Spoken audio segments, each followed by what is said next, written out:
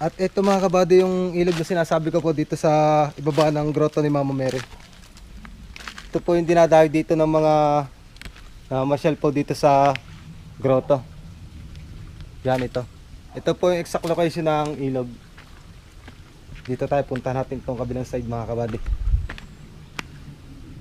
Gusto ko lang talaga mga kabady na may pakita yung ganda ng lugar po dito sa Conditaas, kaya ito po ay sinadya kong babain. Kumbaga ay gusto ko may-share sa inyo at malaman po ninyo na may mga gantong magandang lugar na natatago dito po sa atin sa Batangas City. Dito po mga kabady, pagka part pong yan, pag po panahon po ng tag-ulan, yan po ay pinaka-pulis po yan. Napakalakas po ng tubig dyan. Kaso kaya po ganyan ngayon, iga po yung ilog kasi summer season na. Sayang po hindi ko po naipakita nung tag-ulan yung